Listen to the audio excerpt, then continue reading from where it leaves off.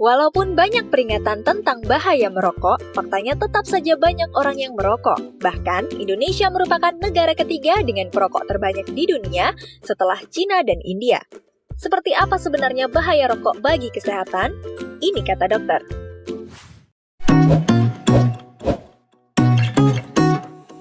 Pada satu batang rokok, ada sekitar 600 bahan yang kalau dibakar bisa menghasilkan lebih dari 7.000 bahan kimia, di mana 69 diantaranya beracun dan bersifat karsinogenik atau menyebabkan kanker.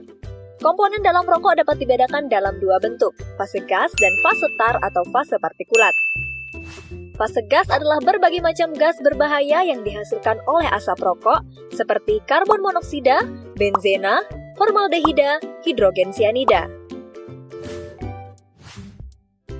Karbon monoksida, gas beracun yang mudah berikatan dengan hemoglobin di sel darah merah sehingga hemoglobin yang seharusnya berikatan dengan oksigen malah berikatan dengan karbon monoksida dan menyebabkan jaringan tubuh kekurangan oksigen. Jika terjadi terus-menerus juga bisa menyebabkan kerusakan dinding pembuluh darah. Benzena, senyawa yang bersifat karsinogen dapat meningkatkan risiko leukemia atau kanker darah. Formaldehida mengakibatkan iritasi pada mata, hidung, dan tenggorokan. Jika terus-menerus terpapar zat ini bisa mengakibatkan kanker. Hidrogen sianida, gas beracun yang dapat berdampak buruk pada jantung, sistem saraf, paru-paru, dan tiroid. Selanjutnya, fase tar atau fase partikulat, yaitu residu hasil pembakaran rokok. Tar bisa menempel di paru-paru dan dapat merusak silia atau rambut halus di paru-paru, yang berfungsi membersihkan paru-paru dari dahak atau mukus, sehingga meningkatkan risiko penyakit paru. Tar juga bisa menempel di rongga mulut, gigi, ujung jari, dan kuku perokok sehingga menyebabkan warna kuning. Tar juga mengandung berbagai senyawa kimia yang sebagian besar terdiri dari nikotin, logam berat seperti nikel, dan zat karsinogen yang berbahaya seperti TSNA, PAH, dan arsenik. Nikotin. Nikotin bekerja di otak merangsang meningkatnya hormon adrenalin dan dopamin yang menyebabkan perokok merasa senang, lebih fokus, dan konsentrasi. Ketika berhenti merokok, kedua hormon ini berkurang dan saat itu perokok akan mulai merasa cemas, uring-uringan, dan hilang konsentrasi sehingga menyebabkan kecanduan rokok. Hormon adrenalin juga berperan memacu detak jantung dan merangsang berkelompoknya sel pembekuan darah yang menyebabkan penyumbatan pembuluh darah.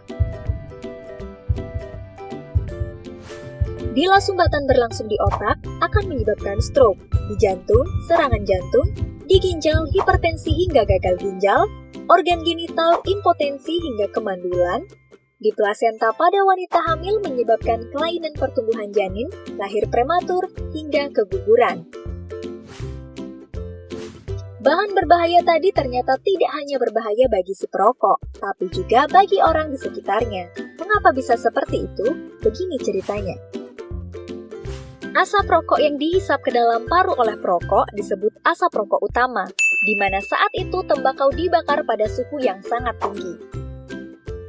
Asap yang berasal dari ujung rokok yang terbakar disebut asap rokok samping, di mana saat itu tembakau dibakar pada suhu yang lebih rendah, sehingga pembakaran zat terjadi tidak sempurna, dan menghasilkan senyawa 4 kali lebih berbahaya bagi yang menghirup.